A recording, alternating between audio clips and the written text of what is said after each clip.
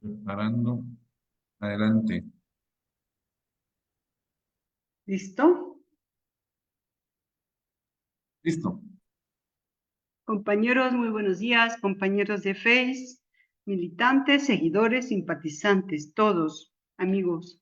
Estamos nuevamente en otra sesión más de nuestra escuela de cuadros, muy importante porque creo que es básica para entender incluso y sobre todo actualmente lo que está pasando tanto en el mundo como en nuestra nación mexicana.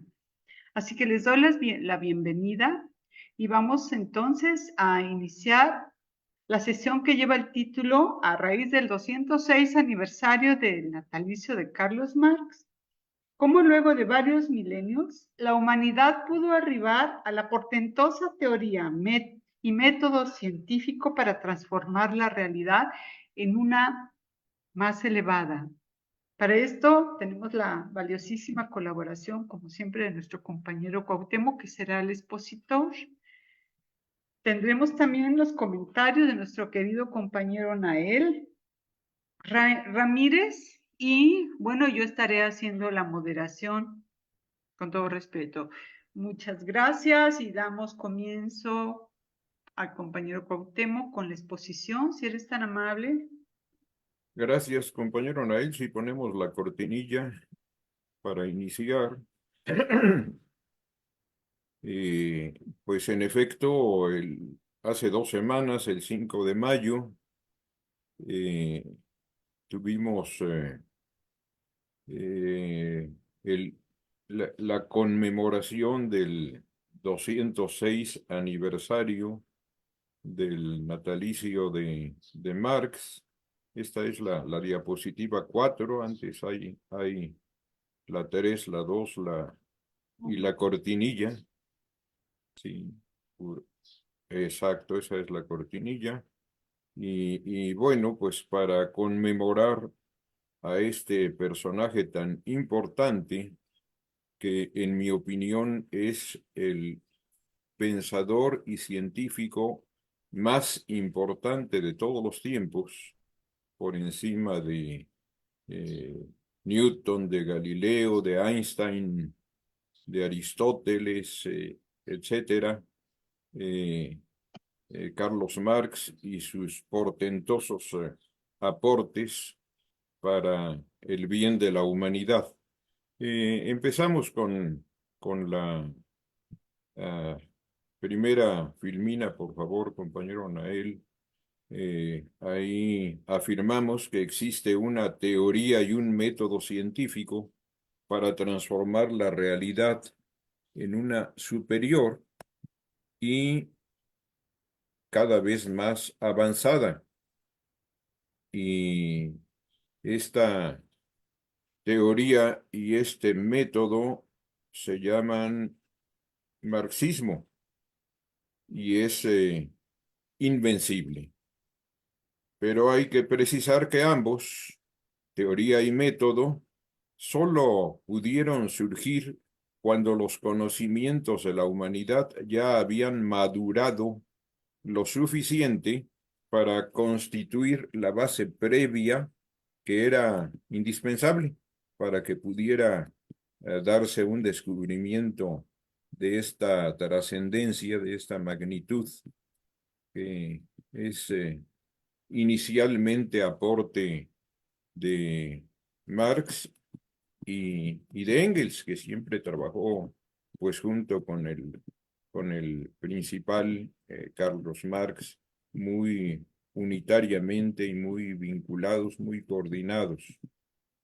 Eh, para mediados del siglo XIX, ahora estamos en los inicios del XXI, para mediados del siglo XIX, había 3 disciplinas que sintetizaban todo lo más avanzado del conocimiento y la cultura universal, que eran la filosofía clásica alemana, la economía política clásica inglesa y el socialismo utópico francés.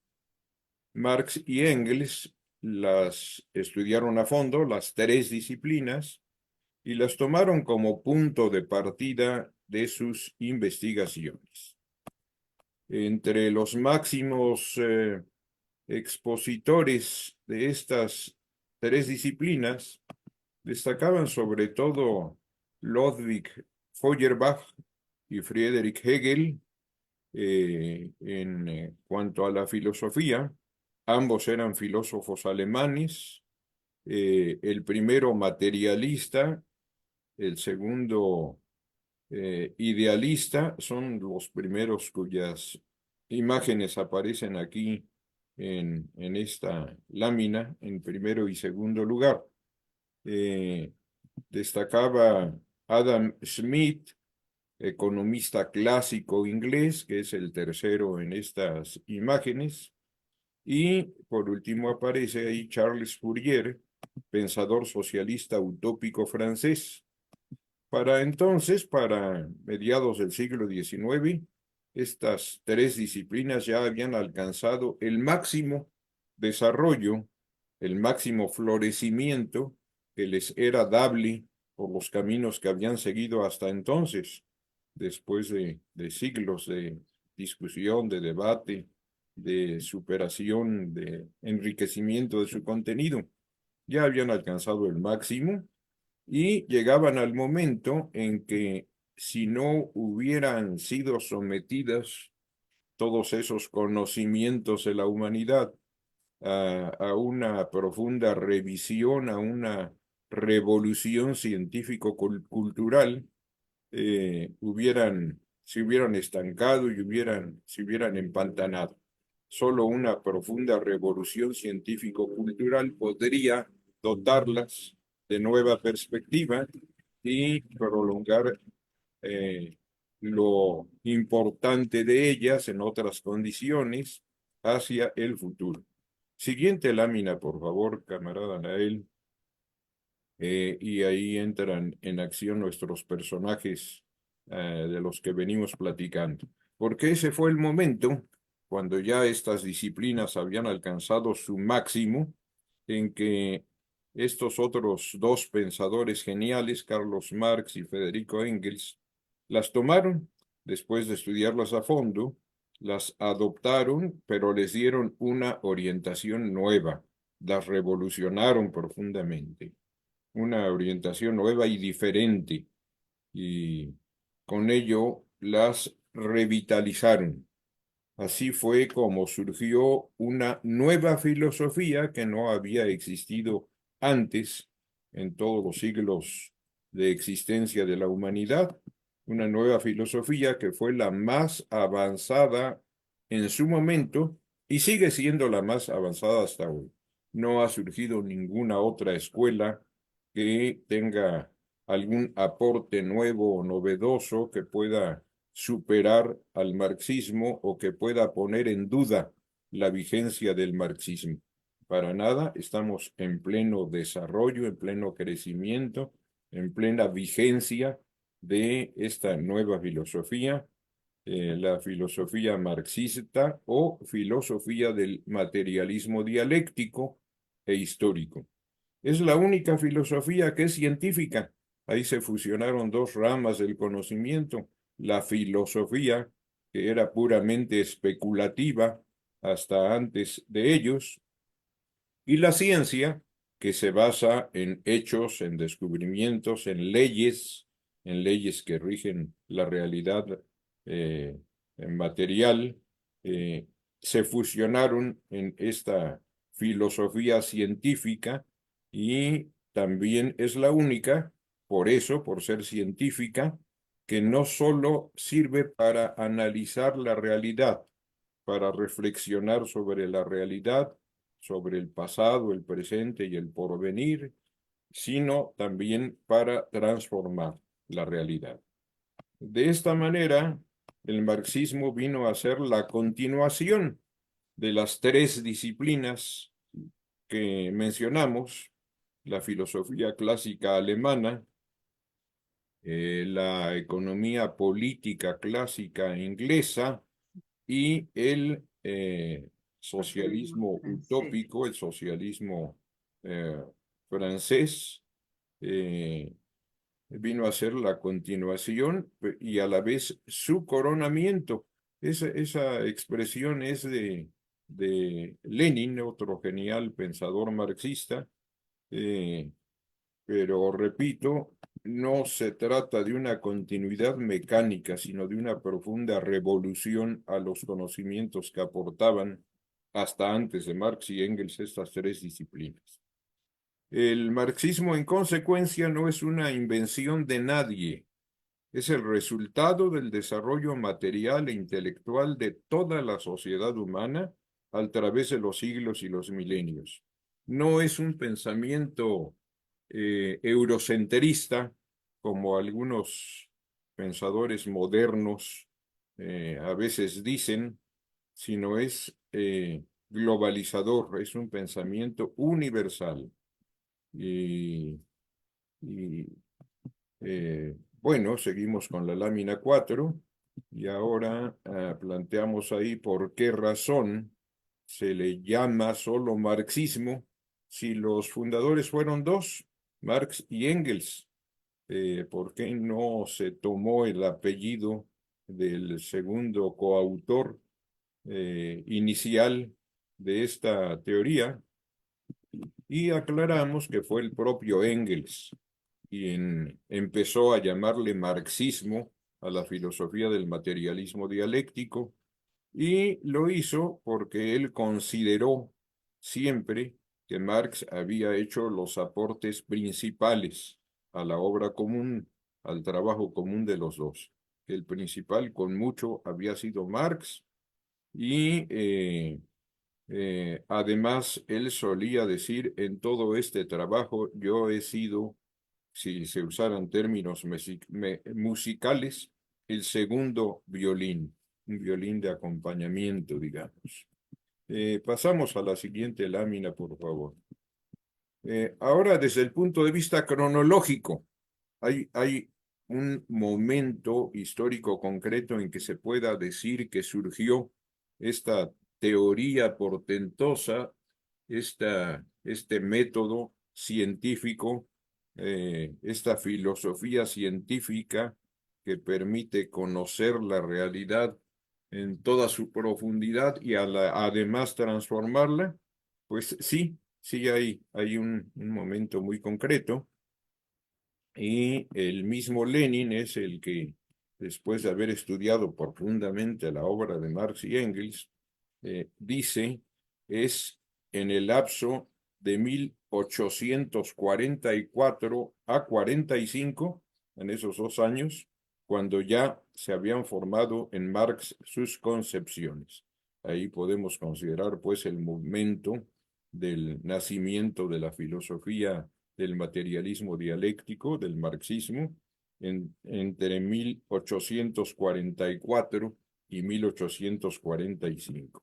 En otro orden de ideas, pero vinculado a todo lo que estamos viendo, es oportuno dejar muy en claro que el marxismo no fue, creo que ya está quedando con lo que hemos comentado y lo que ya sabíamos muy claro, pero enfatizamos en esto: no fue la obra de un autor único, sino que, como ya vimos, sus coautores fundadores fueron dos, pero tampoco es obra de dos, porque con el andar del tiempo se fue acentuando cada vez más esta característica que tiene esta filosofía, este pensamiento científico, de ser una obra notoria y eminentemente colectiva.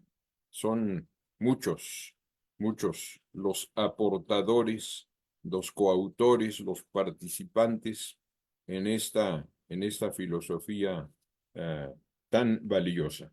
En la siguiente lámina hablamos de unos pocos de los principales aportadores después de Marx y Engels: Lenin, desde luego, Dimitrov, Jorge Dimitrov, búlgaro; Vicente Lombardo Toledano, mexicano; Fidel Castro, cubano.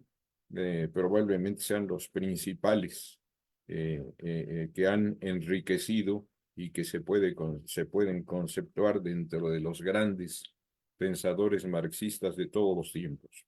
Y pasamos a la lámina siguiente, por favor. Ahí volvemos a los fundadores para hablar de cómo fue que surgió la colaboración entre estos dos portentosos pensadores, Marx y Engels. Y bueno, pues ahí vemos que habían nacido los dos en territorio de lo que ahora es Alemania, pero en localidades distintas. También tenemos el dato de que Engels era 2 años más joven que Marx.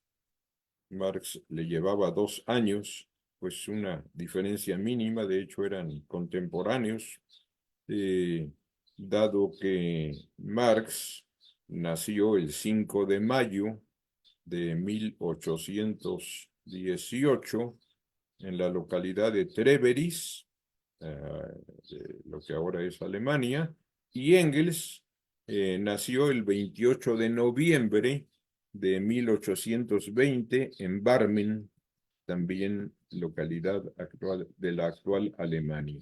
Esta lámina la ilustré con 2 imágenes de la etapa juvenil de Engels y Marx. Son menos conocidas, son de aquella época de sus 20 y tantos años. Y fue siendo jóvenes cuando trabaron conocimiento entre sí, pero primero fue por escritos, por artículos y por cartas que se conocieron. El intercambio epistolar fue muy importante y por fin llegaron a encontrarse cara a cara en 1844, cuando sus edades eran de 26 y 24 años, pero el azar, que también interviene en todos los procesos históricos, pues quiso que no fuera en Alemania, sino en París, Francia, donde se conocieran ya en lo personal. Y enseguida vamos a ver por qué. En la siguiente lámina abordamos el tema. Resulta que Engels tenía como padre a un empresario textil muy próspero y en plena juventud eh, contrató a su hijo y lo mandó a Manchester, Inglaterra, una ciudad de alto desarrollo industrial, de muy alto desarrollo industrial, donde había una firma textil grande, muy importante, de la cual eh, el padre de Engels era accionista, uno de los accionistas. eh, Tenía un sitio en la mesa de decisiones de esa empresa y él decidió que su hijo fuera allá a foguearse en el conocimiento de cómo funcionaba la empresa y cómo podía ser administrada y todo esto a cuidar los intereses familiares. Resulta que Engels, a pesar de su origen de clase, de ser hijo de un empresario importante, pues tuvo siempre un alto sentido de la justicia, además de una aguda inteligencia, y esas 2 cualidades lo condujeron a ponerse del lado de los obreros en la lucha de clases, que es cotidiana, que se ha dado y se está dando y se va a seguir dando mientras haya sociedades divididas en clases sociales antagónicas. Eh, Estemos conscientes o no de eso, pues existe esa lucha de clases y se da permanentemente. Entonces Engels siempre estuvo del lado de los trabajadores, aún siendo hijo de un empresario, y en artículos que se escribían en las publicaciones especializadas en aquel entonces, analizando la situación de la clase trabajadora, el grado de explotación a que estaba sometida, las perspectivas de emancipación, los grandes problemas sociales, políticos y económicos de la época. Eh, Engels escribía muchos de esos artículos, estaba muy interesado en todos estos temas y los publicaba en una revista suiza pero también publicaba muchos de ellos en la Gaceta Renana. Este era un periódico alemán en el que Marx trabajaba de planta, él era el editor Carlos Marx. Y bueno, pues así fue que por artículos de Marx, Engels supo de él, y por artículos de Engels, Marx supo de él, y luego, pues viendo que tenían muchas coincidencias en sus enfoques, en sus análisis, profundos, ricos, vitales de estos temas, pues empezaron a escribirse, a mandarse cartas personales, y eso ya les permitió conocerse un tanto más, tomar mayor interés cada uno en la personalidad de quien tenía tantas coincidencias con su persona. Y después de todo esto, pues por fin tuvieron mucho interés en reunirse personalmente y intercambiar ya, pues como se dice ahora en corto, sus ideas. Y entonces, pues se dio la ocasión en que Marx había viajado a París por X circunstancia, y Engels regresaba de Manchester a Alemania y hizo escala ahí en París, y así fue que fortuitamente, circunstancialmente, pues se pudieron conocer en lo personal ahí en París, y ahí ya empezaron a trabajar muy conjuntamente, o acentuaron su trabajo conjunto, que de hecho ya se había iniciado por la vía del intercambio epistolar. Ahí en la lámina puse un facsímil, una fotografía original de este periódico, la Gaceta Renana, que fue un periódico importante en su localidad y en su tiempo. Y bueno, con mucha trascendencia posterior, porque muchos materiales de Marx, pues ahí fueron escritos, y de Engels ahí fueron escritos y publicados por primera vez. Pasamos a la lámina que sigue, y aquí pues ya regresamos al otro gran tema, al tema fundamental que tuvimos para la sesión de hoy, que es la de las tres fuentes fundamentales y previas del marxismo. Y ahora vamos a hablar un poco más de cada una de estas. Empezaremos por la filosofía clásica alemana. Hay una publicación de Marx y Engels, ya trabajo conjunto, que se llama La ideología alemana.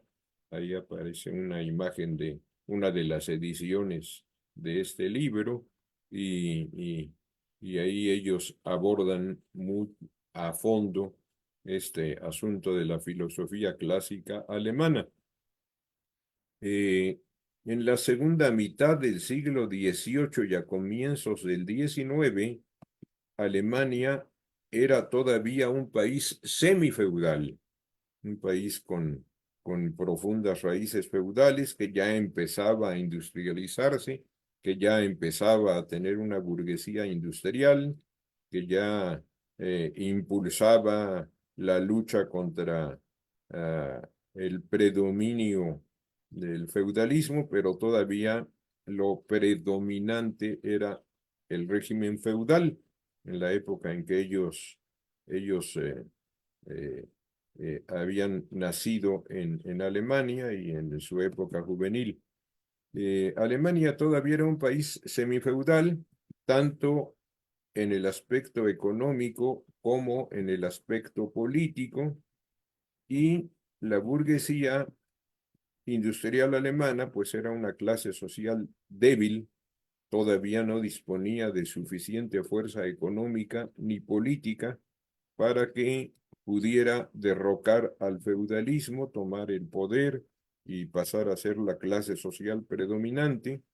Esto lo escriben ellos, Marx y Engels, en esta obra suya sobre la ideología alemana.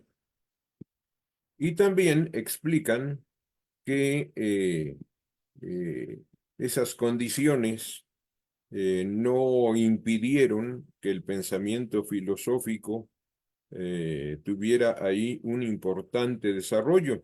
El pensamiento filosófico no se abandonó durante la época del feudalismo, sí se abandonó mucho del pensamiento científico, pero el pensamiento filosófico, en tanto que especulativo, se mantuvo incluso en los 1000 años que duró la etapa feudal de la humanidad.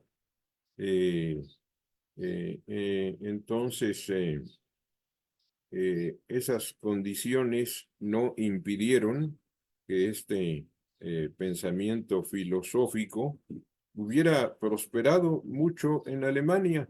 De hecho, era el país del mundo donde había un pensamiento más avanzado en materia filosófica, más desarrollado, pero en cambio estaban atrasados en el pensamiento económico y el pensamiento político que no habían logrado desarrollarse. Ahí apareció una mancha oscura en la lámina, quién sabe por qué razón sea. Por su parte, la filosofía clásica alemana se había desenvuelto de manera simultánea en dos ramas, al mismo tiempo en dos ramas muy distintas entre sí.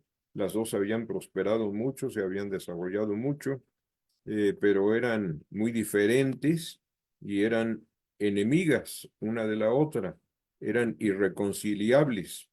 Una rama fue la rama idealista y dialéctica. Curiosamente, idealista y dialéctica, ahora se nos hace curioso, en aquel tiempo era normal. Esta rama fue fundada por Kant, desarrollada por Fichte y desarrollada también por Schelling. Son grandes filósofos idealistas. El pensamiento idealista, aún el de hoy, todavía los celebra mucho y los considera pues muy valiosos. Y todo este pensamiento de Kant, de Fichte, de Schelling, fue culminado por Hegel. Y la otra rama era la que encabezaba Feuerbach, Ludwig Feuerbach, como figura principal. Allí en la lámina están sus imágenes, nada más que aquí quién sabe qué pasó con la filmina de publicación que ya se oscureció del todo. Ah, ahí está, ahí está. Bueno, entonces eh, ahí tenemos las imágenes de Kant, de Fichte, de Schelling, y de Hegel y Feuerbach. Ambas eran opuestas en su manera de enfocar los problemas y en las conclusiones a que llegaban una y otra corriente eran opuestas. Y bueno, ahora sí pasamos a la lámina 10, donde pues es el momento de aclarar en qué consiste el problema fundamental de la filosofía, que era lo que distanciaba fundamentalmente a estas dos grandes corrientes. ¿Cómo resolvían este problema fundamental de la filosofía? De manera encontrada, de manera opuesta, una y otra corriente. El problema fundamental de la filosofía comprende dos aspectos. El primero es el dar respuesta a estas interrogantes sobre la naturaleza del mundo. ¿Qué es lo primario? ¿Qué es lo que surgió primero? Así como luego hacen la pregunta de la gallina o el huevo. ¿Qué es lo primario? ¿La materia o la conciencia? Es decir, la materia da origen a la conciencia. Para que haya pensamiento hace falta que primero haya un cerebro donde surja el pensamiento, según afirman los materialistas, o al contrario, si no hubiera habido una idea eterna, increada, un Dios, un demiurgo, un creador, pues no hubiera surgido la materia. Es lo que dicen los idealistas. Y segundo problema o segundo asunto que trata el problema fundamental de la filosofía es el de dar respuesta a estas cuestiones sobre la cognoscibilidad del mundo.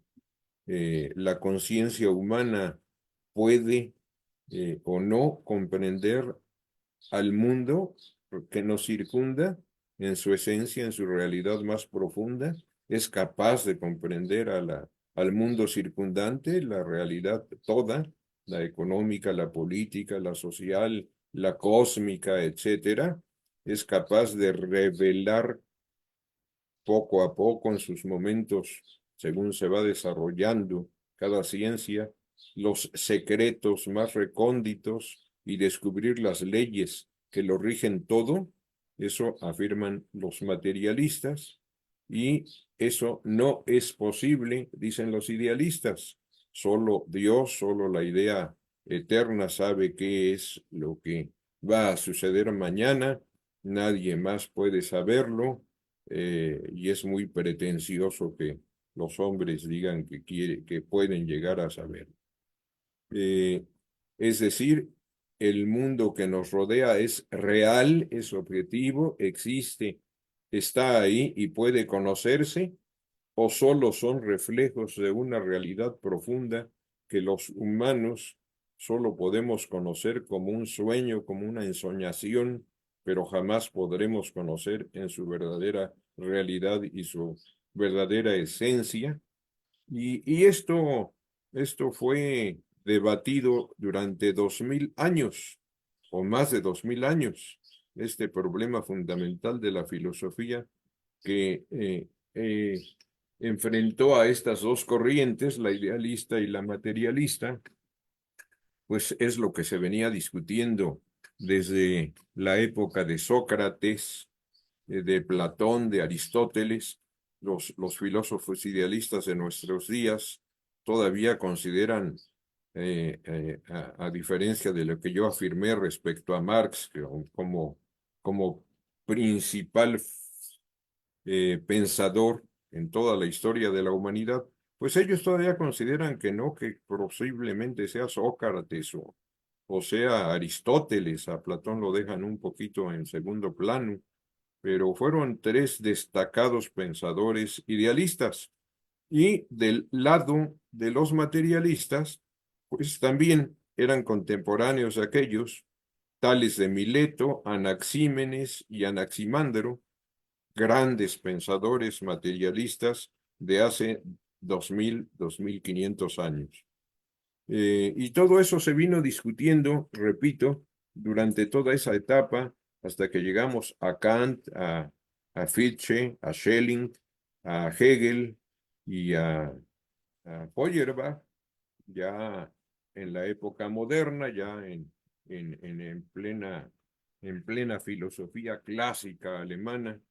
Y bueno, como se trata de ese tipo de problema que ocupó a la humanidad, a sus pensadores más destacados por milenios, pues ahí la ilustré con una imagen de una estatua famosa.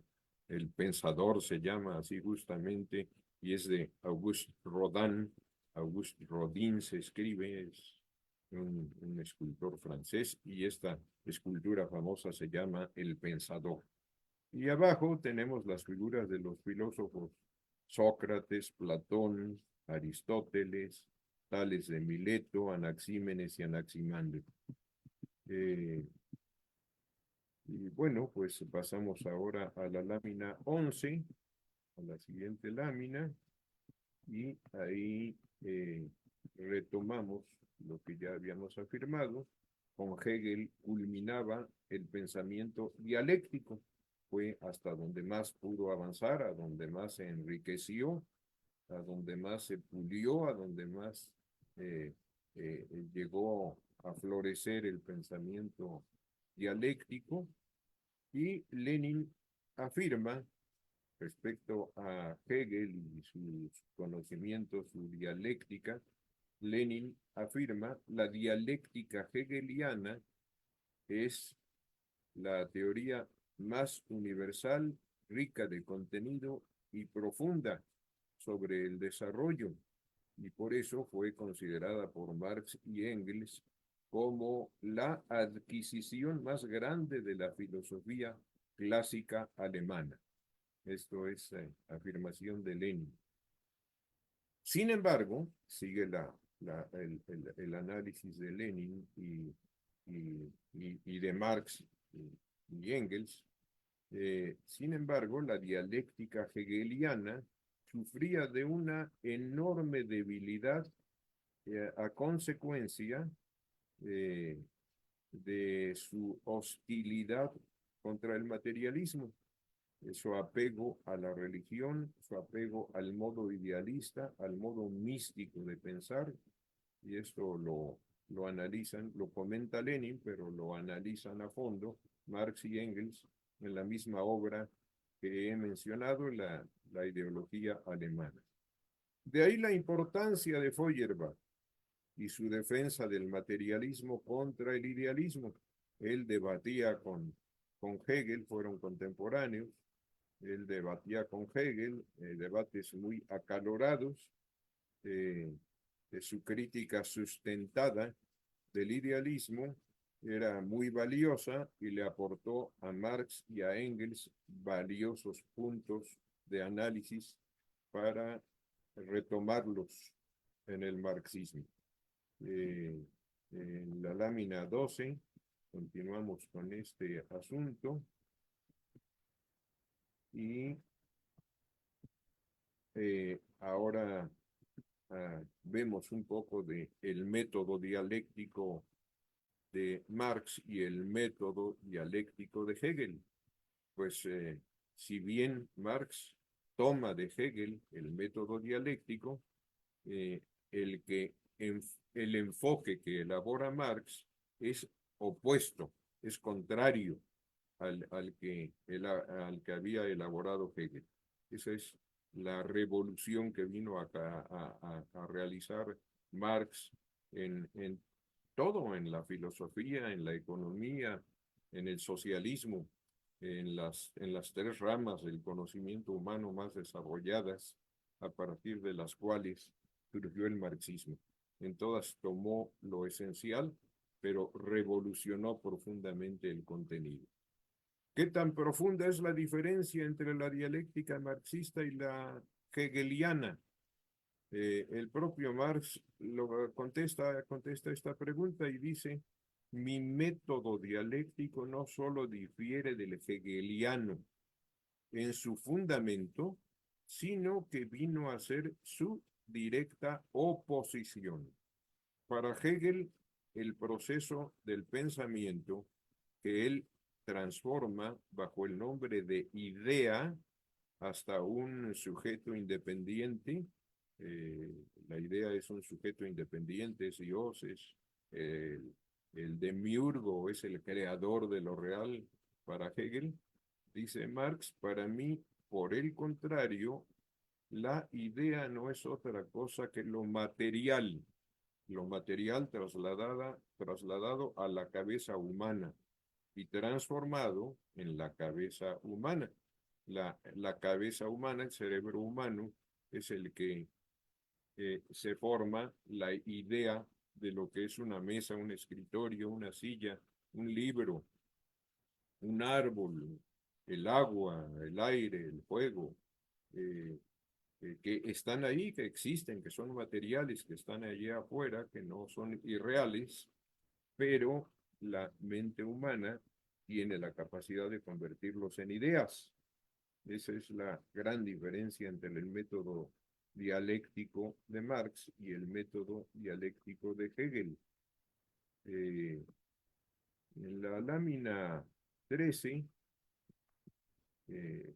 continuamos y concluimos esta parte de la filosofía clásica alemana, afirmando que como resultado del profundo estudio, del profundo análisis del desarrollo de la filosofía a lo largo de milenios hasta la etapa de la filosofía clásica alemana, Marx y Engels tomaron lo mejor de las dos corrientes, de la corriente materialista, de la corriente dialéctica, tomaron de Hegel el método de la dialéctica, pero lo transformaron profundamente.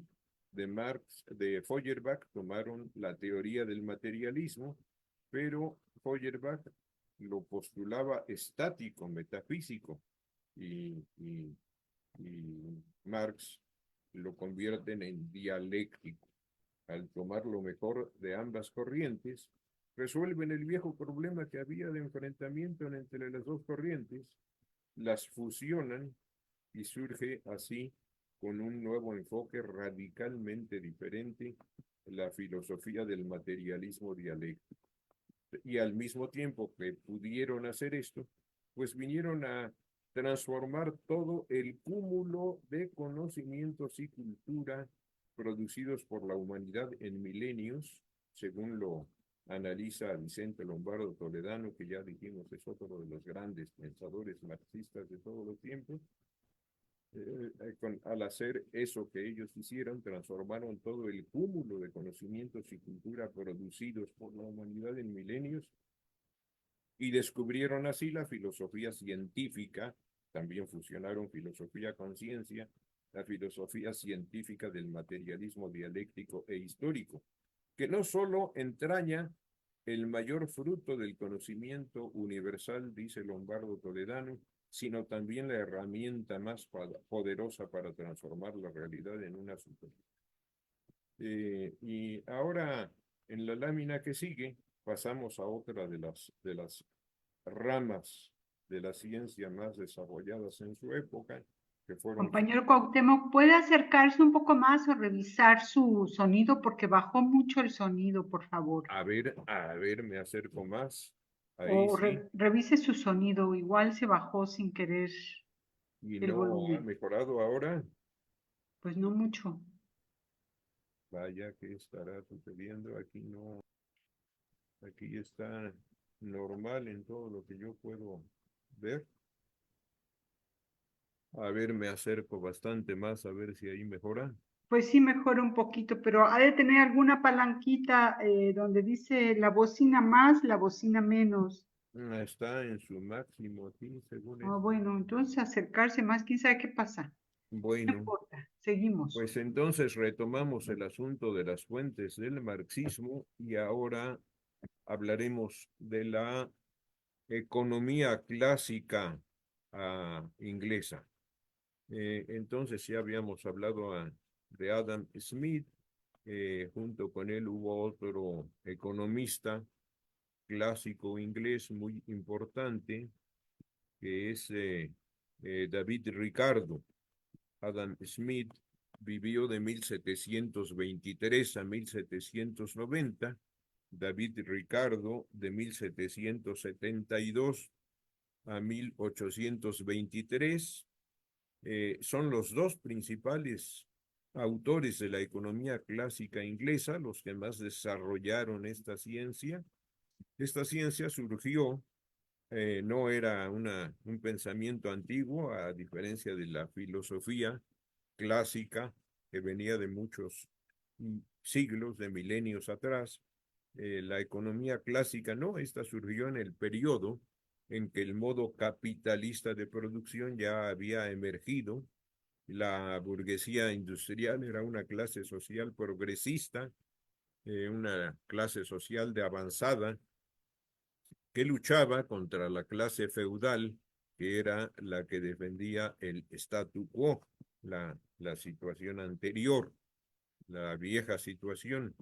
Y esta disciplina, la economía política, respondía a los intereses de la burguesía industrial, y en Inglaterra, que era el país que tenía mayor desarrollo industrial, pues fue también donde se desarrollaron más los conocimientos de esta ciencia, eh, la economía clásica.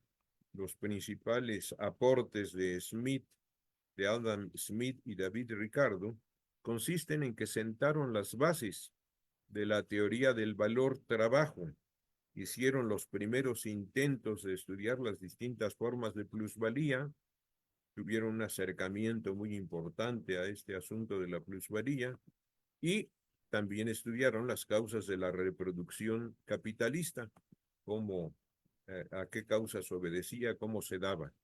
Sin embargo, no llegaron a comprender la particularidad histórica que tiene la economía capitalista, no llegaron a comprender la esencia de la explotación del trabajo asalariado como la principal fuente de plusvalía, y de manera equivocada pensaron, como lo retoman después los neoliberales, que con este modo de producción se llegaba al máximo, que ya no podría la humanidad avanzar hacia ningún modo de producción superior o diferente, y que ya sería un orden social eterno.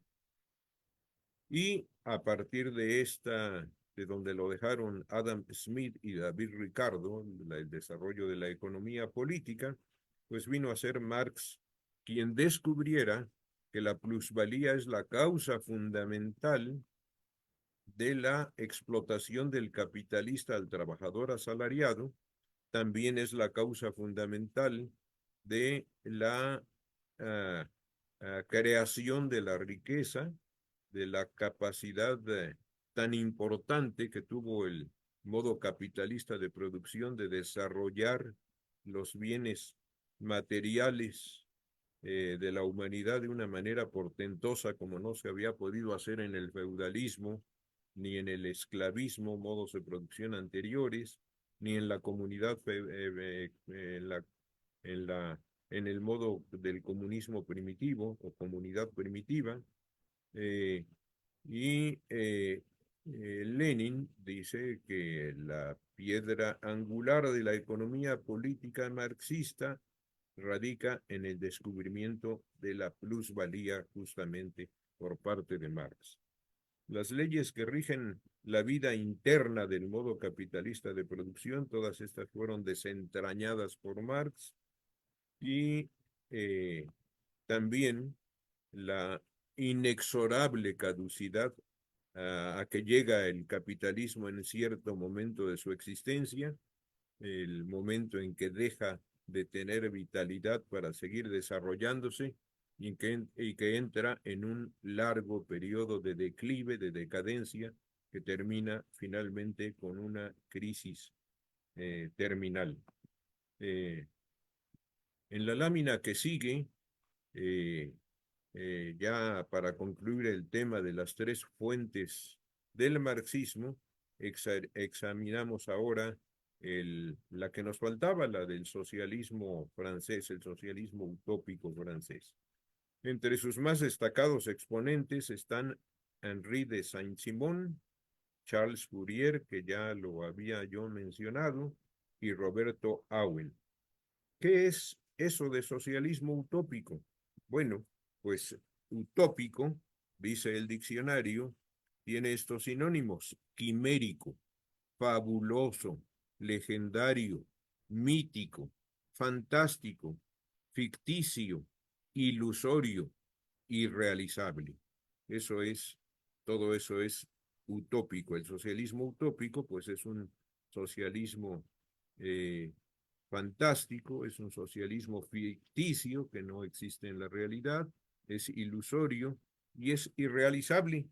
El socialismo de una época temprana de la humanidad tuvo esas características, porque hubo pensadores que veían injusto, lo cruel, lo incorrecto que es el capitalismo, su capacidad de enriquecer y encumbrar a unos pocos, a los dueños de los medios de producción, en tanto que destruye al medio ambiente, destruye a la naturaleza, destruye a la mayoría de la humanidad, la esclaviza, la somete, que son los trabajadores asalariados, y pensaban que podría crearse una sociedad superior en que no existieran esas injusticias, esas contradicciones terribles, y ideaban cómo podría ser así con un pensamiento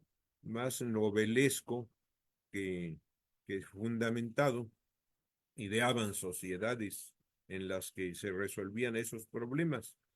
Y eso hizo Saint-Simon, eso hizo Fourier, eso hizo Owen, Roberto Owen, y bueno, pues eh, fueron útiles, fueron importantes estos pensadores, por cuanto a que pusieron muy al descubierto las lacras, las deficiencias, las injusticias del modo capitalista de producción y ayudaron mucho a que la clase trabajadora pudiera ir abriendo, elevando su conciencia de clase y decidiéndose a luchar por una sociedad superior, aunque todavía no se sabía si ésta se iba a poder construir o no y cómo se podía hacer eso.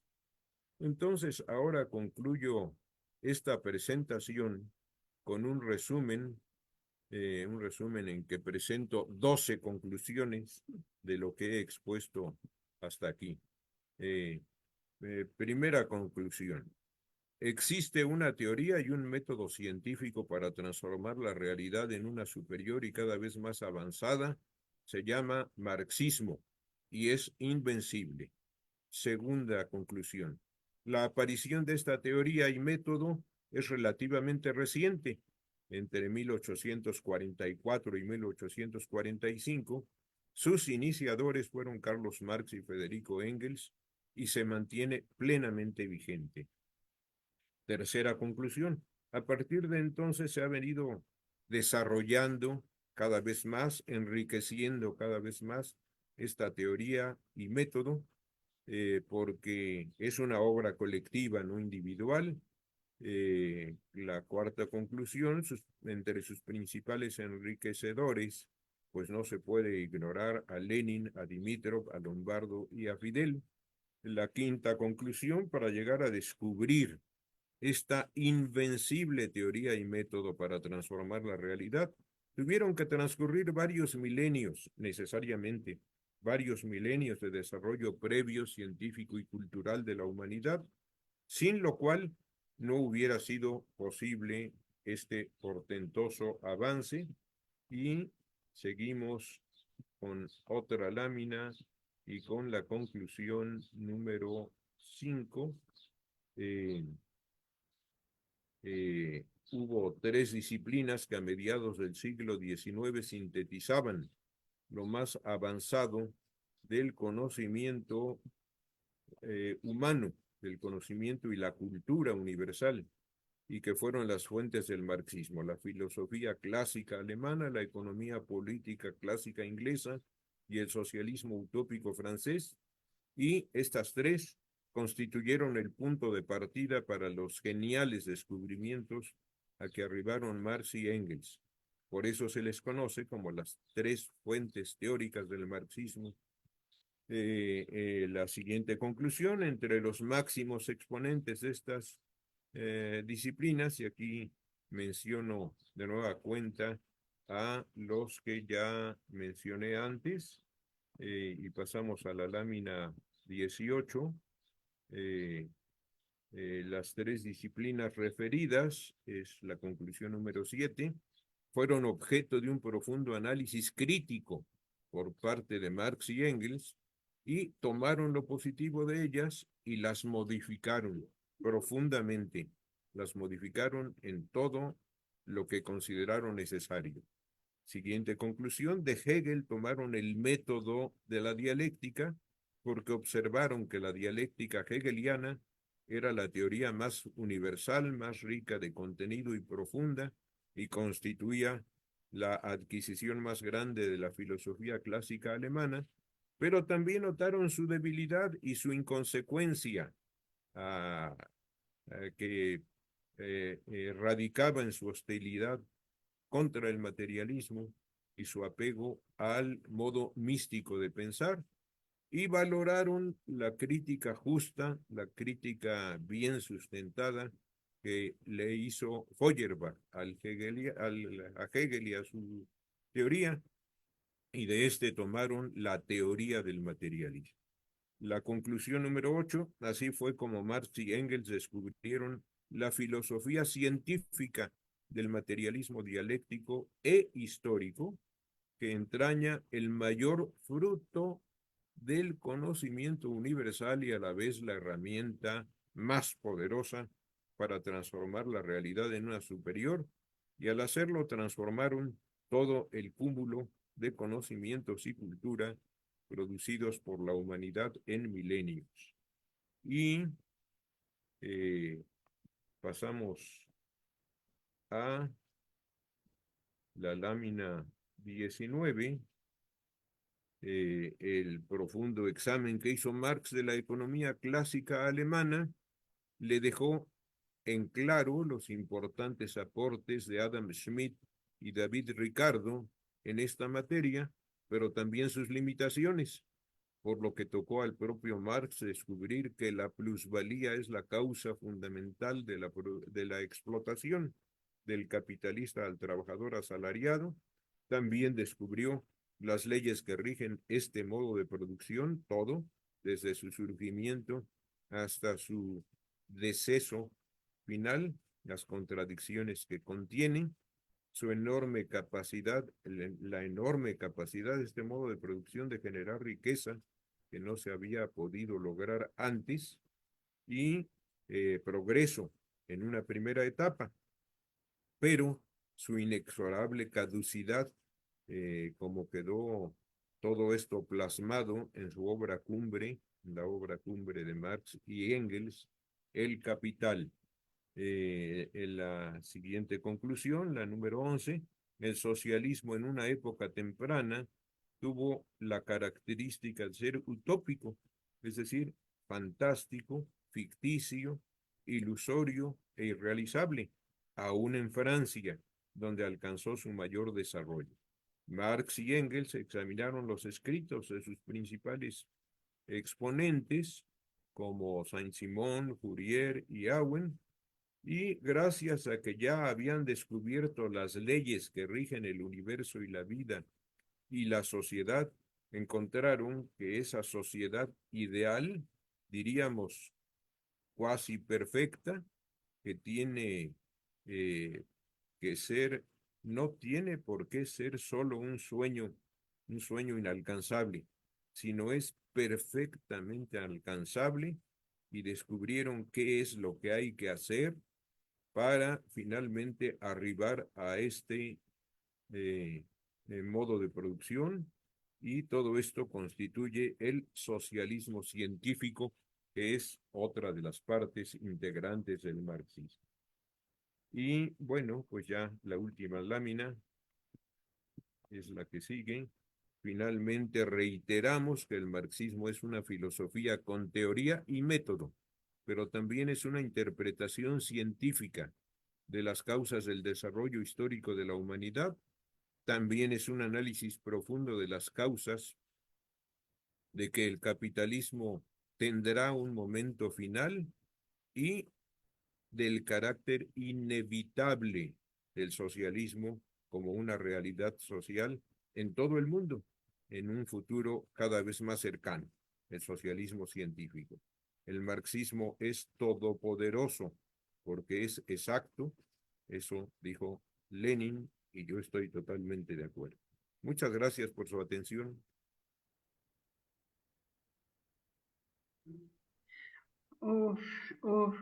Compañero, genial.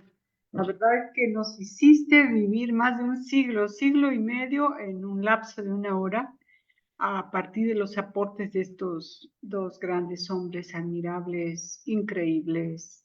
A mí me gustaría que iniciáramos un debate respecto a lo que cada quien esté entendiendo sobre esto, tengamos o no razón, es la oportunidad, porque todo se cree que es ir a las urnas y ya no.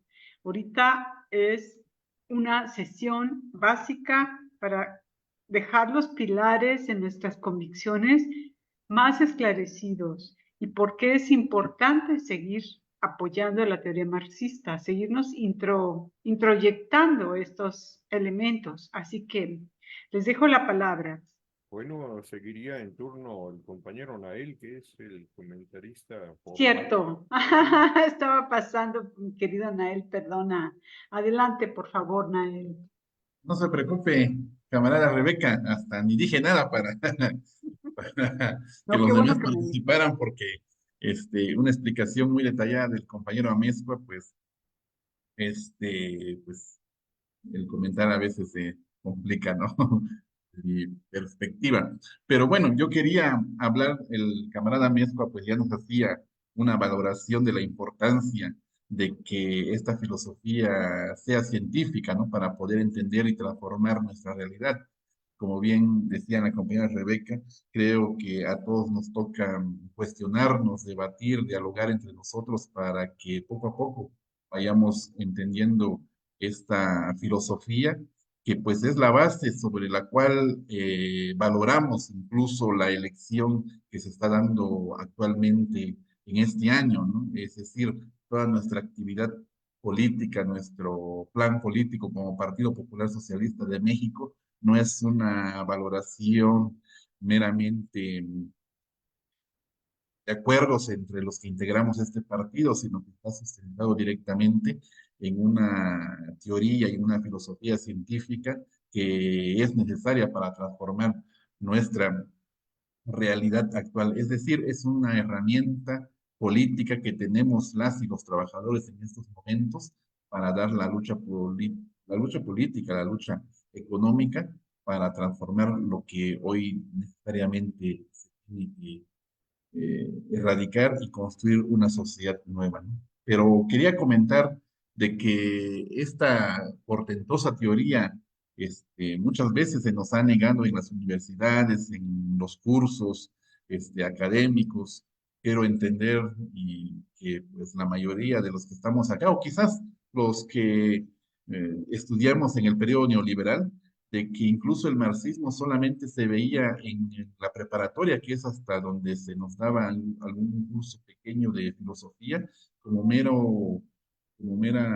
teoría que ya fue historia, ¿no? De que no funcionó y que solamente se comentaba de Marx como un pensador histórico y hasta ahí, más no como una teoría vigente en el cual se puede entender la realidad.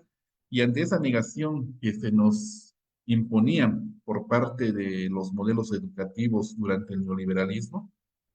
Lo digo así porque quiero entender de que en el modelo educativo anterior o previo al neoliberalismo, considero yo y platicando con personas mayores, que incluso se trataba el marxismo con mayor profundidad, ¿no? En las escuelas, en las universidades.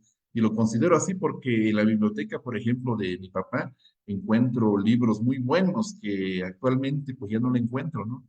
En las bibliotecas encuentro libros de historia, de economía, publicadas en los años 50, en los años 60, y es curioso pues ver ahí los nombres rusos, ¿no? Yo creo que la educación previa al neoliberalismo también retomaba a estos pensadores, a estos escritores que tenían pues el acervo o la base marxista para entender nuestra realidad. Y ante esa negación por parte del anterior modelo económico, el neoliberalismo que actualmente estamos combatiendo electoralmente, pues también existe la negación que nosotros quizás o algunos académicos, teóricos nos puedan imponer como desviación del marxismo, ¿no? Y una de ellas pues es pues escribí aquí, el marxismo se puede negar tanto en su análisis de la realidad como en su práctica política, en su análisis mediante el dogmatismo, es decir, tomar lo escrito por Marx de manera casi religiosa y no moverle ni un ápice para entender nuestra realidad, y el revisionismo, que es modificar la teoría del marxismo sin antes entender las modificaciones o los cambios que se dan en la realidad, simplemente modificar esa teoría para tratar de desvirtuar el marxismo en la práctica del entendimiento de la realidad. Asimismo, también el oportunismo se da en el tema eh, político, es decir, garantizar la visión de un grupo, de una persona, para tratar de imponer tu visión política en detrimento del movimiento general, ¿no? Y el sectarismo, es decir, la autosuficiencia de ciertos sectores o ciertos grupos para tratar de, de hacer su plan político sin entender de una forma científica en qué momento y en qué proceso de los cambios de la realidad estamos pasando, ¿no? Esto, esta negación del marxismo atribuido a no entender la naturaleza de las cosas, a la siempre movilidad de la materia. Lombardo Toledano en su libro Moscú o Pekín, creo que ya lo había comentado hace ya meses, este,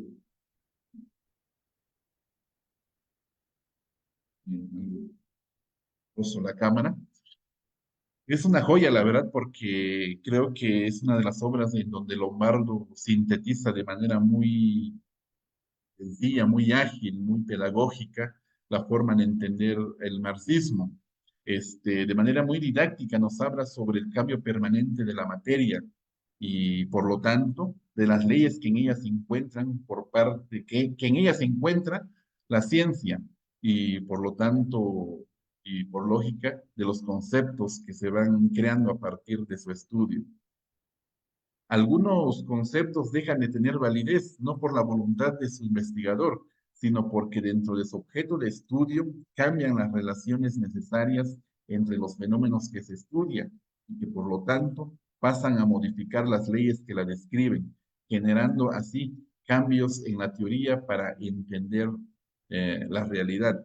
Lombardo nos señala de manera muy ejemplar de que el marxismo es una teoría viva, dinámica, en el sentido de que sus principales postulados no son adquisiciones meramente del pensamiento humano, sino necesariamente van ligadas al desenvolvimiento y desarrollo de los fenómenos naturales. Eso es algo, creo, sustancial para los que vamos a dialogar, a discutir el marxismo, como bien decía Rebeca, entenderlo de primera mano, porque la realidad que tenemos hoy día, pues va cambiando constantemente, ¿no? Y el marxismo se tiene que ir ah, no adecuando, sino desarrollando, entendiendo la movilidad de esta misma naturaleza, de la materia siempre viva. No sé, y aquí surge ya quizás como primera pregunta a nuestros demás compañeros que tienen mayor experiencia en el estudio del marxismo, porque en las universidades incluso se nos hablaba de autores neomarxistas, pero entendiendo ahora este, esta enseñanza de Lombardo, creo que es inadecuado hablar de autores neomarxistas, porque no se puede hablar de un nuevo marxismo, sino que el marxismo se desarrolla a partir del estudio de los fenómenos que se dan en la naturaleza, ¿no? Por eso creo que lo más adecuado y bien lo determina nuestro partido, lo llama nuestro partido, somos un partido marxista, porque entendemos que el marxismo necesariamente va ligado al desarrollo de la realidad. Como último, estimados más compañeras, compañeros, me gustaría, para hacerlo de manera más clara, leer un párrafo en donde Vicente Lombardo Toledano habla sobre este tema, ¿no? En este libro que se llama Moscú, y comienza. Por eso no se pueden enumerar las leyes naturales como si se tratara de principios eternos, sino descubrirlas, conocerlas, saber cuáles carecen de vigencia y cuáles han sido reemplazadas por otras. Lo único constante, lo que no cambia nunca, es la realidad que se encuentra fuera de la conciencia del hombre, el concepto de perpetuidad de la materia que sin cesar se transforma. Esta afirmación es de una importancia extraordinaria cuando se aplica al caso de la sociedad, porque si es cierto que el hombre es fruto del proceso de la naturaleza, uno de los seres vivientes modernos en el desarrollo del mundo actúa sobre la naturaleza y la cambia, no de acuerdo con su voluntad o sus deseos, como afirman las diversas ramas de la filosofía idealista, sino utilizando las leyes que rigen el proceso de lo que existe, para emplear sus fuerzas manifiestas y ocultas, activas y potenciales, y aumentar y hacer más eficaz las suyas. creo que en esta parte, Lombardo, como su mismo actor político nos da de ejemplo, entendía la realidad de México, la realidad en la que estábamos, y a partir de eso emitía sus juicios para el proceder revolucionario de la clase trabajadora en México, no atendiendo necesariamente como Biblia al marxismo, sino entendiéndolo como un método, aplicándolo a la realidad concreta de México. Y creo necesario comentar de que, pues bueno, ese mismo método y ¿no? ese ejemplo político, revolucionario, lo ha mantenido nuestro partido, entendiendo el proceso que actualmente vivimos en México, entendiendo este proceso de acumulación de fuerzas necesarias que debemos tener para lograr el plan C, y pues entendiendo quizás este párrafo podemos entender lo que debatimos durante muchas semanas, ¿no? Que algunas cuestiones no nos gustaban del actual acumulamiento de fuerzas que se está dando en el país. Sin embargo, son pasos necesarios para ir avanzando en este objetivo que es construir una nueva sociedad superior en la cual estamos, y pues, términos quizás más concretos, construir el socialismo en México. Pues sería mi comentario, estimada Rebeca.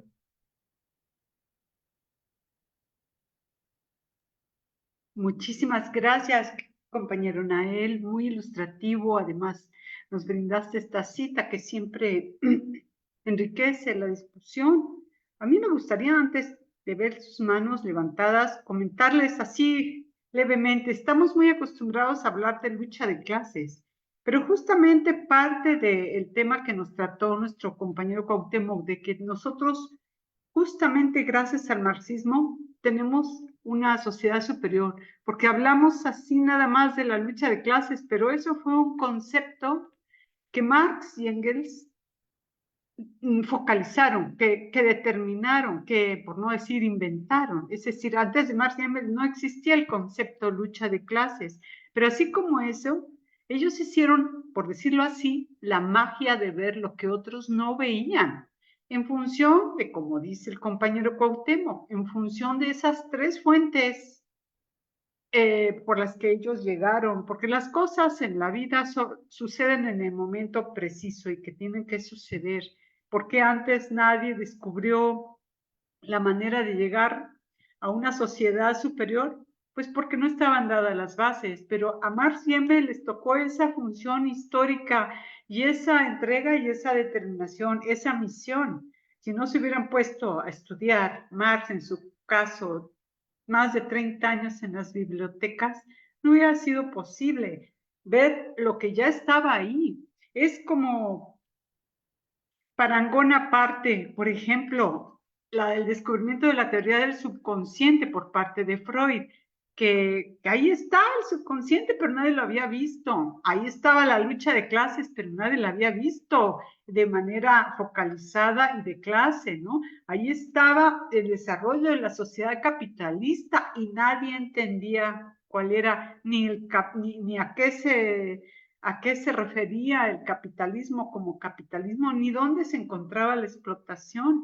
Estábamos ciegos. Realmente el título de la conferencia de hoy tiene mucho de importante, es decir, cómo luego de varios milenios la humanidad pudo arribar a la portentosa teoría y método científico para transformar la realidad. Por eso es invencible, porque no es una idea estática. Pero ya hablé mucho, compañeros, la palabra la tenéis vosotros, por favor.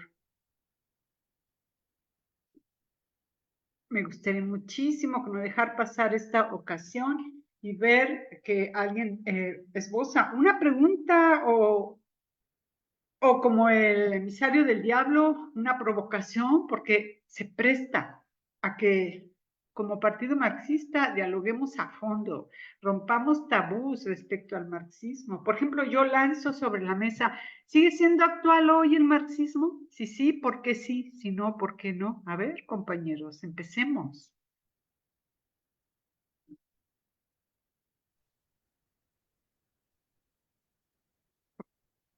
Está muy denostado el marxismo actualmente, pero hay quien sí lo está rescatando, y en Europa. No conozco mucho la obra de Hobsbawm, ¿verdad, compañero Cuauhtémoc? Tú seguramente nos puedes dar, pero es uno de los pensadores ingleses que está volviendo, dicen, es que en pleno siglo XXI hay que volver a Marx, y así muchos pensamos, ¿no? A ver, compañeros, ¿cómo ven ustedes? ¿Cómo hay que revitalizar a Marx o cómo la ven?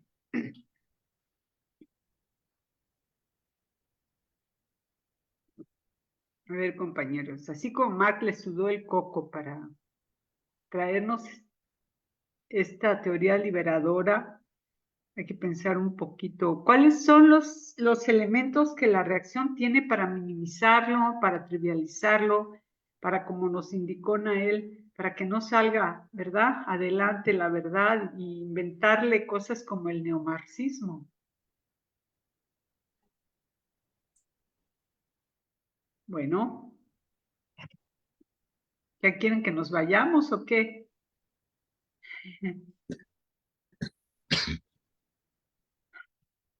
Ya está entrando la compañera Clara. Yo creo que viene Clara, a mandó eso. felicitar al compañero Cuauhtémoc también, Clarita.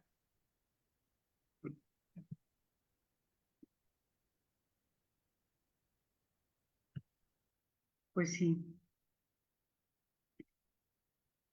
sí, tenemos que seguir estudiando marxismo en esta escuela de cuadros. Yo propongo que conforme vayan habiendo así como temas de actualidad, como los que hemos estado, también nos pongamos a discutir como en un círculo de estudios determinado pasaje, determinada obra, porque si no, parece como que somos una escuela, un partido marxista, pero no sabemos nada de marxismo. Y es que en la sociedad muchos lo reverencian y muchos lo, obvio, sabemos que lo denostan, pero la mayoría no lo conocen. Así los que lo reverencian no conocen el marxismo. Es como un amigo mío astrólogo que lo invitaban a paneles en la televisión y ante los medios, y lo llegaban a atacar, pero con uñas y dientes.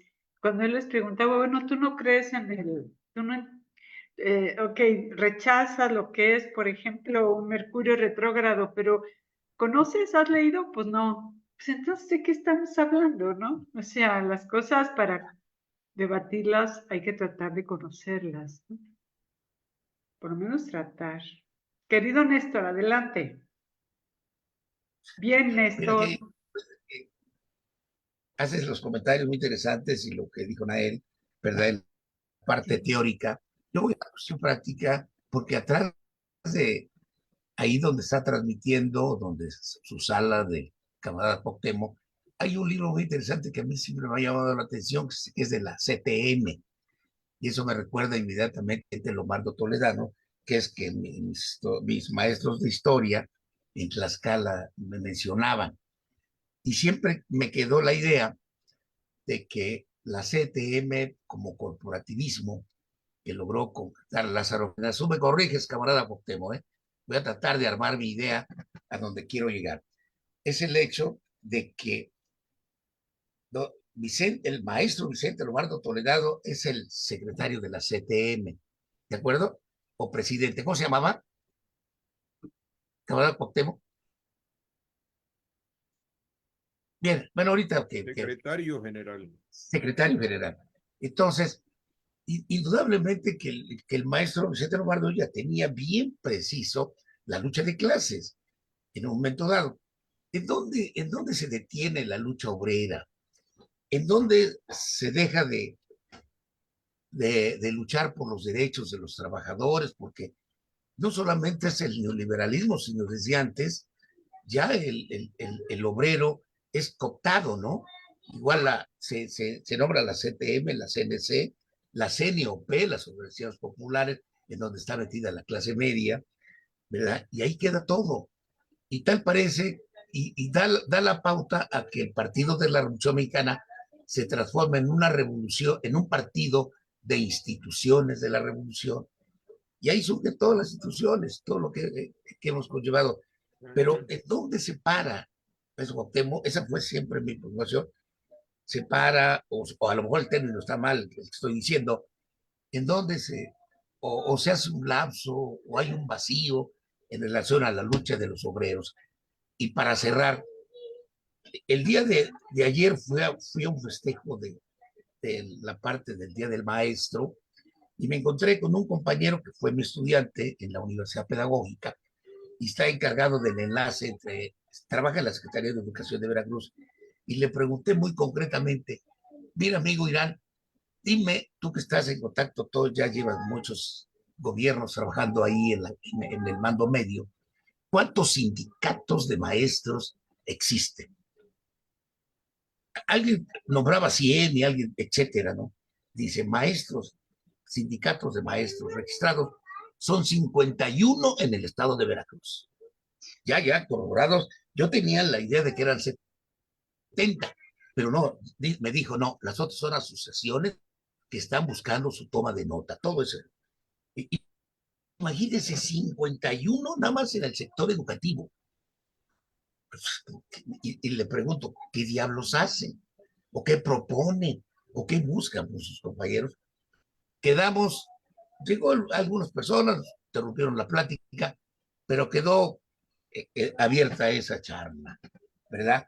Pero me quedo con la idea, ¿qué pasó ahora con en esta lucha de clases de los obreros? Y que sigue, ¿no? ¿Verdad? En ese momento, y me surge otra duda, pero mejor pre le presto tantito el micrófono. Bueno, pues Eso, como de ya una era vez, Rebe, ¿no? Para, a lo mejor me Ok, es gracias contigo, Néstor. Rebe. Entonces, no de una sé, vez, sí. compañero Cuauhtémoc, si gusta responder ahora o esperamos un momentito a ver quién más. De una vez eh, podría yo contestar a sí, estas cuestiones muy concretas que nos plantea el compañero Néstor. La CTM, a ver si ahí se oye bien. Ahora sí, gracias, La gracias, CTM en camarada. su periodo original es una organización de obreros muy combativa, muy activa, eh, muy independiente, no obedece a intereses ni del gobierno cardenista, ni de eh, los patrones, sino obedece a los intereses de la clase trabajadora y agrupa a la enorme mayoría, a la inmensa mayoría de los trabajadores mexicanos. Y eso la hacía muy poderosa, muy fuerte. Eh, eh, ¿En qué momento se pierde ese avance y pasa a ser una organización que ejerce el sindicalismo blanco, como ocurre desde hace muchos años hasta la actualidad? En el momento en que llega a la presidencia de Estados Unidos Harry S. Truman, muere Roosevelt, eh, con el cambio de mandatario. Truman era vicepresidente de Roosevelt. Roosevelt muere siendo presidente y entra en funciones el vicepresidente Roosevelt, pero no compartían la misma visión política, ni mucho menos. Eh, en ese momento se producen muchos cambios en el mundo.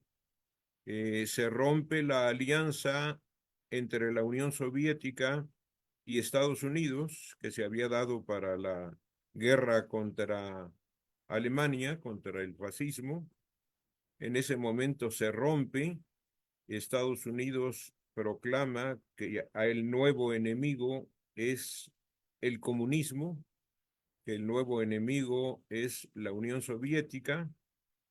Estados Unidos eh, llama a todos los gobernantes de América Latina a, y les informa confidencialmente, entre comillas, que la Tercera Guerra Mundial, ahora entre Estados Unidos y sus aliados, contra la Unión Soviética y las democracias socialistas, está a la vuelta de la esquina y que pues tienen que emprender campañas de depuración, eliminar a todos los comunistas o procomunistas de los puestos que ocupen, debilitarlos, perseguirlos, encarcelarlos, porque la guerra está a la vista. En México recién había entrado a la presidencia Miguel Alemán, apoyado por el Partido Comunista Mexicano, apoyado por Lombardo, apoyado por la CTM, pero tenía poco tiempo de haber entrado y bueno, pues él le toca recibir esa información del gobierno de Estados Unidos y decide que, bueno, pues el primero a perseguir es justamente Lombardo. Es cuando viene su expulsión de la CTM y toma la dirección de esta central Fidel Velázquez.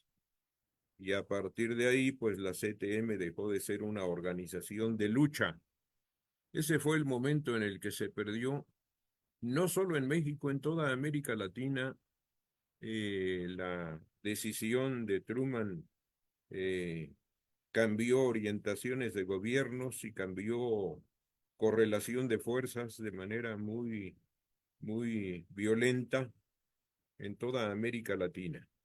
Esta sería a esa pregunta muy concreta, la respuesta muy concreta también. Muchas gracias, compañero. Muy, muy interesante tu respuesta. Queridos compañeros, está abierta la asamblea para seguir conversando. Clara tiene la mano levantada. Ah, sí, Clarita, no la veo, le pusiste una mano negra porque todo se ve negro ahí arriba. Adelante, Clara, por favor, compañera. Hola Becky, buenas tardes camaradas todos. No puedo poner mi cámara porque como que no está muy bien el wifi, espero que se escuche bien. Muy bien. Creo que ya sería necesario una explicación como esta de los que yo llamo mis grandes maestros de lucha ideológica. ¿Por qué? Porque en estos tiempos de este proceso histórico-social se necesita aclarar las cuestiones que se tienen al menos como aquellos que se pueden llamar de izquierda. Y yo siempre digo, híjole, para llamarse de izquierda sería incluso un honor, porque la izquierda misma no solamente es un proceso histórico-social, sino llega más que eso. Creo que el camarada Cuauhtémoc nos habla muy bien sobre la cuestión del materialismo dialéctico, que al menos la juventud lo conoce, pero de forma distorsionada, porque dentro del propio proceso histórico, la derecha misma se ha encargado de distorsionar de todas formas qué es verdaderamente el marxismo, el materialismo, el comunismo, el socialismo. Y eso lo ha hecho a través no solamente del miedo, sino que incluso utiliza la propia ciencia para desvirtuar esto. Algo que me llamó mucho la atención cuando habla es de la conciencia. Según el materialismo dialéctico, la conciencia es una función del cerebro, un reflejo del mundo objetivo. Al menos eso nos lo dice Pavlov, y que se demuestra por una vía científico-natural, al menos que la conciencia es un proceso psíquico, porque es un reflejo por su base filosófica y por el tipo de su realización. Leyendo casualmente un libro, casualmente salió hoy ese libro buscando, porque que se llama Materialismo Dialéctico y Lógica Dialéctica de Spirkin, de la colección 70, el número 53, habla sobre eso, casualmente estaba yo leyendo eso y parece que el camarada Cuauhtémoc me está dando las respuestas, pero también tengo aún muchas dudas, porque, como les digo, aquí nos dice que la conciencia viene determinada fuera de la actividad natural y social existente y operante en el cerebro. El proceso de toma de conciencia del mundo y la actividad psíquica surgen y se desarrollan en el proceso de interacción real del hombre con el mundo a través de sus relaciones sociales. y sirven para la realización y regulación de estas relaciones. De este modo, más allá de la nociología, la conciencia no se opone a la materia y, según palabras de Lenin, la diferencia de lo ideal y lo material no es incondicional, no es excesiva. No obstante, la característica ontológica de la conciencia se hace comprensiva cuando aclaramos su naturaleza nociológica. El cerebro no es el origen, sino el órgano de la conciencia. El problema de las relaciones entre la conciencia y la materia presupone no solo el esclarecimiento de lo que les precede, sino también la explicación de la posibilidad de que el hombre conozca el mundo objetivo. ¿Por qué? Porque cada vez se hace más profunda en las leyes del ser la posibilidad de conocimiento del mundo, porque esta es infinita, siempre y cuando sea infinito el proceso mismo de los conocimientos. Y el materialismo parte de las tesis de que el mundo es cognoscible y de que la ciencia realiza el conocimiento, desarrollándose en el sentido de una penetración cada vez más profunda en las leyes del ser. ¿Por qué hago el comentario de esto? Creo que nuestro querido maestro Cuauhtémoc nos ha dado una orientación muy fuerte en estos tiempos fuertes políticos. Hoy, por ejemplo, ya tiene 3 días y creo que puedo vincular con lo que habla Néstor. Se encuentra un plantón de la CENTE en Zócalo y se ha desvirtuado incluso qué es lo que quiere el socialismo, el comunismo, qué es la derecha, la ultraderecha, la izquierda, las izquierdas. Y se han tomado partidos del propio ser humano, incluido nosotros como ciudadanos mexicanos. Pero no se ha dado la respuesta exacta a lo que es cada cosa, porque conviene casualmente al capitaloceno, al antropoceno, al capitalismo, como propio sistema, continuar esta forma tergiversada de que la conciencia siga en una cárcel.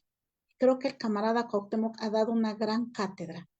Yo quisiera preguntarle al camarada si está en sus posibilidades darme esa respuesta.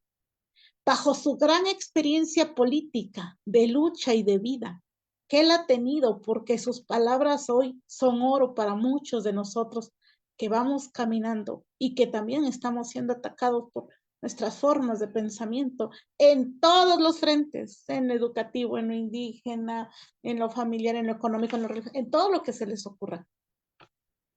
¿Qué es la conciencia? ¿Y cómo nosotros podríamos ayudar a la liberación de la conciencia y del pensamiento? Gracias. Compañero Cuauhtémoc, pues ahí tienes el planteamiento de Clarita, con todo cariño.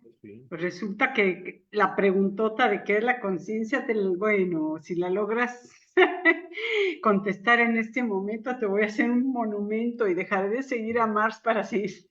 ¿Qué es la conciencia, Dios? Bueno, compañero, tienes la palabra. Bueno, pues la compañera Clarita en lo que nos leyó, de hecho, dio la respuesta. La conciencia es el reflejo en nuestro cerebro de la realidad. Nuestro conocimiento de la realidad es real, es efectivo, existe, pero no es un conocimiento que lo abarque todo.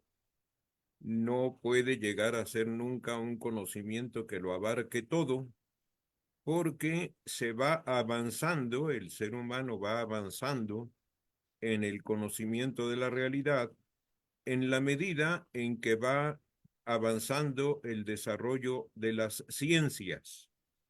Las ciencias son ramas específicas del mismo afán por conocer toda la realidad que tiene la humanidad, pero como es sumamente extenso todo lo que hay que conocer, pues entonces se crearon disciplinas especializadas, la física, la química, la astronomía, etcétera, y todos los días hay nuevos descubrimientos. quiere decir que lo que sabíamos hasta ayer, pues no era un conocimiento completo, porque hoy estamos conociendo, pues que hay un nuevo planeta o una nueva galaxia que no se había descubierto y gracias a los telescopios muy potentes que ahora existen, pues se descubrió. Entonces se va conociendo cada vez más, es decir, se va teniendo conciencia cada vez más de fenómenos que no se conocían y eso va a ser así por siempre. Siempre va a estar avanzando cada vez más el conocimiento humano. Hay aspectos del conocimiento que son complicados y que solo podemos conocerlos en nuestra interacción social, en nuestro intercambio social. Por ejemplo, el concepto lucha de clases, el concepto eh, de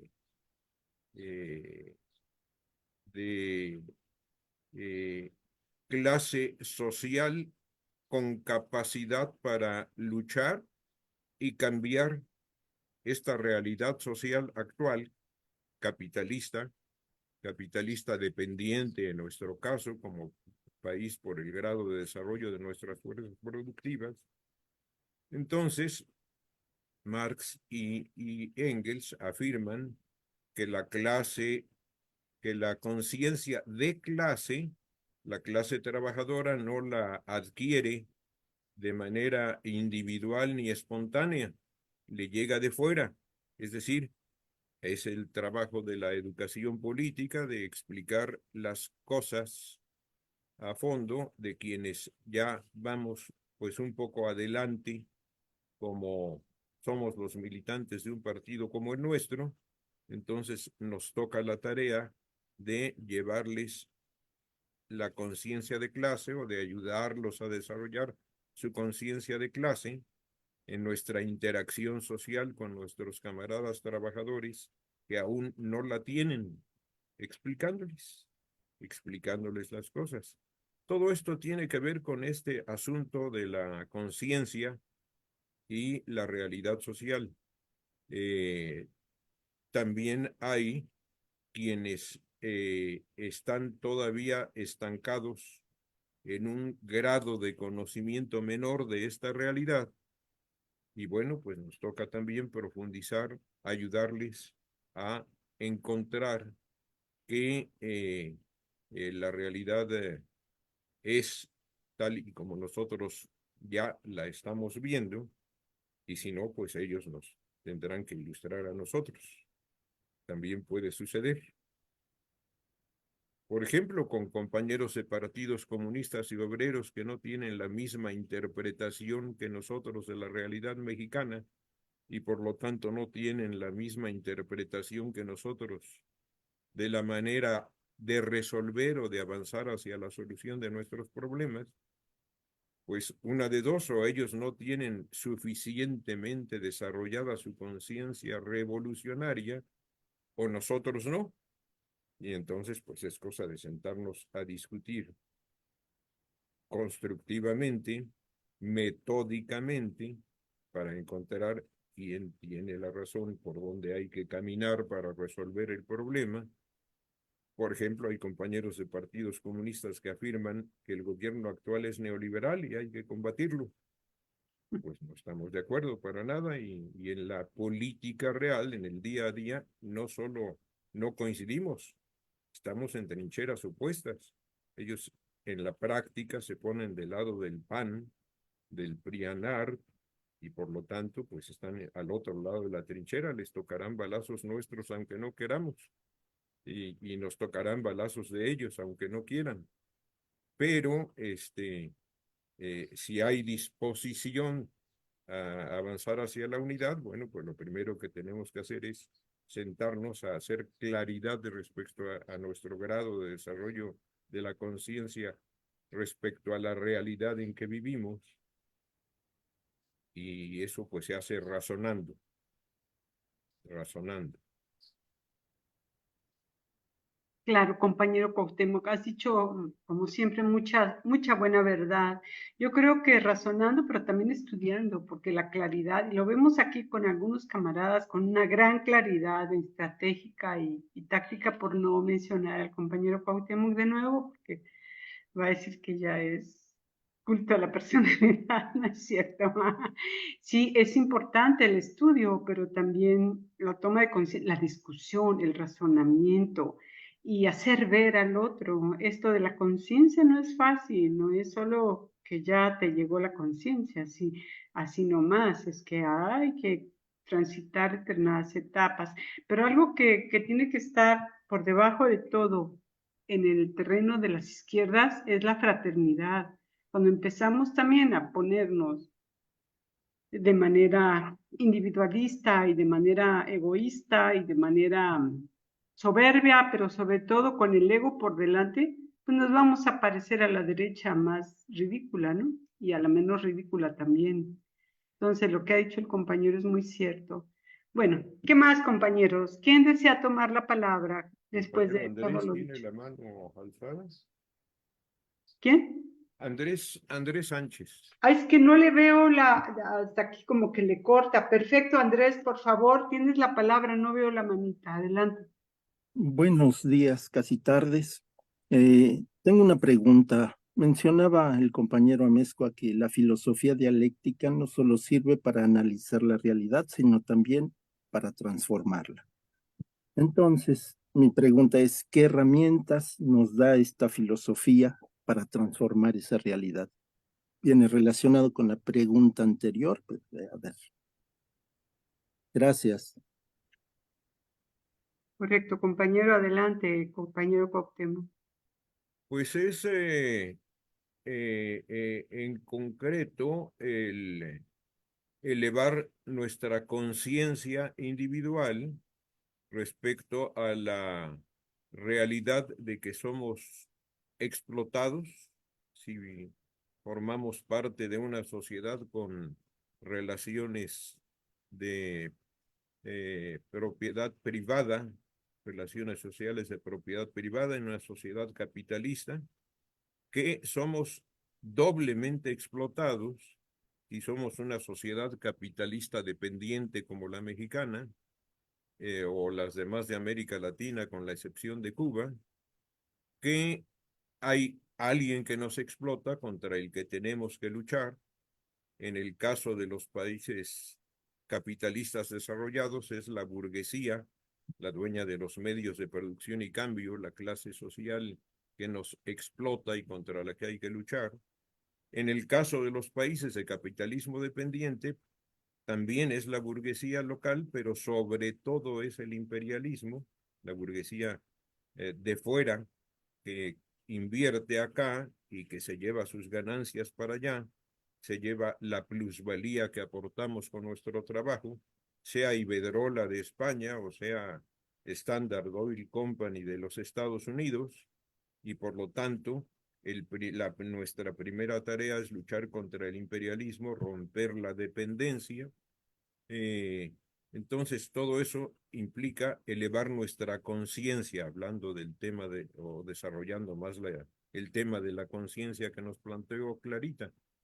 Pero además de desarrollar nuestro conocimiento respecto a qué hay que hacer, contra quién hay que luchar, cómo hay que luchar, organizándose, porque la lucha individual no tiene ningún sentido, no nos lleva a ninguna posibilidad de derrotar a nuestros enemigos poderosos.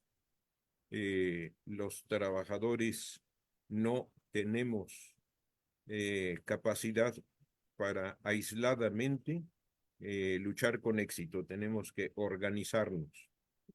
51 sindicatos o no sé cuántos nos mencionó el compañero Néstor. Es trabajo de la burguesía pulverizar a las organizaciones. Debiera ser una sola gran organización con todos unidos, con vida democrática interna, obra de los propios trabajadores, etcétera. Entonces, organizarnos, mientras más fuertes sean nuestras organizaciones, tanto para la lucha social, los sindicatos, como para la lucha política transformadora a fondo de la realidad, los partidos políticos, hace falta la militancia en el partido político o en el sindicato, según el nivel de la lucha, o en ambos, desde luego. Para lo social, luchar en nuestro sindicato, para lo político, luchar en nuestro partido. Todo esto son herramientas muy concretas que nos da la filosofía del materialismo dialéctico. Exacto, exacto, muy concreto, compañero Cuauhtémoc. Sí, quisiera abundar brevemente en la pregunta de Andrés. Yo también añadiría, ilustraría un poco más acerca del método de análisis, que es una herramienta básica para poder tener claridad sobre lo que está pasando en cualquier circunstancia. Y de esto se trató esta sesión de la Escuela de Cuadros, ¿no? De ver qué fueron los elementos para llegar a una mejor sociedad. Y el marxismo es también un método de análisis. Si no conocemos, pues no vamos. Tú ves nada más un conglomerado en pugna y no sabes ni por dónde, no sabes que hay clases sociales en pugna, no sabes que hay intereses de clase, no sabes cómo se va a resolver, ni tienes la visión, porque pues no entiendes de nada. Todo es como la visión totalmente anacrónica de la historia normal y no del materialismo histórico. Pues eso es. Compañeros, ¿algún otro comentario? Y Nael. Hernández de Oaxaca, Ah, el chat Hernández. de Facebook. Ah, sí. En Facebook tenemos un comentario de un compañero. Chat de Facebook. En otro país. Sí. eh, Tenemos un comentario de un comentario aquí de un compañero de Lula, de Clara, de Lula, que ayer le preguntaron. Dice Lula, por ejemplo, que ayer le preguntaron de otro país, ¿por qué no revivir la internacional? La coordinación entre los partidos a nivel mundial. Es necesario, pues, la derecha se reorganiza a nivel mundial y la izquierda. La coordinación entre los partidos a nivel mundial. Y eso es. Se oye mucho eco.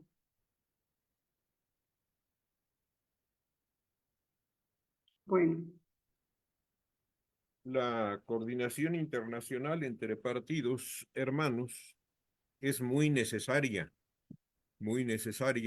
para luchar de manera unitaria internacionalmente contra el enemigo imperialista, que es internacionalmente poderoso. La coordinación no necesariamente implica subordinación a una línea política única dictada por algún partido hermano, por mucha experiencia y sabiduría que tenga. Ese fue un problema de la Internacional Comunista, donde el Partido Comunista de la Unión Soviética prácticamente pues daba línea y era acatada por todos los demás partidos hermanos. Primero, pues porque así era su propia estructura, fue un partido internacional único, con seccionales en cada país. Pero después se quedó el hábito y aunque llegó a disolverse la internacional, que tenía esas características, y a ser sustituida por una relación entre iguales en lo formal, en la práctica, pues todos le pedían orientación al Partido Comunista de la Unión Soviética y seguía siendo el que dirigía a todos los partidos, y al que no acatara su línea, pues lo consideraba pues indisciplinado y bueno, entonces no es deseable volver a un sistema así. Hay compañeros en el movimiento internacional que piensan que sí, otros pensamos que no. Con el maestro Lombardo pensamos que fue un gran avance pasar del unicentrismo al pluricentrismo en el movimiento comunista internacional. Pero hay coordinación, hay varias organizaciones que agrupan partidos comunistas. La más importante es esta de los encuentros internacionales, Solidnet, agrupa 110, algo así, partidos comunistas y obreros del mundo. Nosotros somos fundadores, estamos ahí y participamos activamente. Muy bien, compañero Cuauhtémoc. Compañeritos, si no tienen otra cosa, podemos irnos, yo creo, despidiendo. Antes de darle la palabra a nuestro compañero Cuauhtémoc, si alguien aún desea hacer algún comentario. Quiero nada más decir que el compañero Bucio se retira, felicitando antes al compañero Cuauhtémoc por esta charla y nos brinda una frase náhuatl, Tlatzocamati, Wey Miyak, que le espero que Clarita nos pueda traducir. Se retira porque tiene ahora su clase en la UACO y saludos fraternos a todos nosotros. Bueno, eso es. Compañero Cuauhtémoc, ¿algún aviso que nos quieras dar? Sí, el de la escuela de cuadros el próximo domingo. Resulta que, bueno, teníamos claridad de que la derecha tiene a su vez muy en claro que no va a poder ganar esta elección, lo tienen claro desde hace tiempo, están desesperados y teníamos claridad en que había el peligro de que intentaran tratar de impedir la elección, de descalificarla, de desconocerla en sus resultados, de dar algún tipo de golpe de estado técnico, de algún golpe de estado blando, vía lawfare, porque además han estado muy activos en la otra ala del golpe de estado blando, que es la campaña de descalificación sistemática y permanente por vía de los medios contra el gobierno progresista de la 4T. Pero ahora hay elementos muy claros que han surgido, han sido encontrados por periodistas y no se han desmentido. El que la presidenta de la Suprema Corte haya convocado a una cena secreta a los de otro tribunal, del Tribunal Electoral de la Federación, que es justamente el que tiene la capacidad de determinar la validez o no de una elección. El hecho de que los haya convocado a una cena privada en la casa de otro ministro, que a ese otro ministro le haya dicho, va a ser en tu casa, porque a ti te tengo confianza, los demás tienen mucha cola que les pisen, pero a ti te tengo confianza. Además, acuérdate que tú estás en el servicio de carrera y que termina tu periodo y yo soy quien determino cuál es tu porvenir.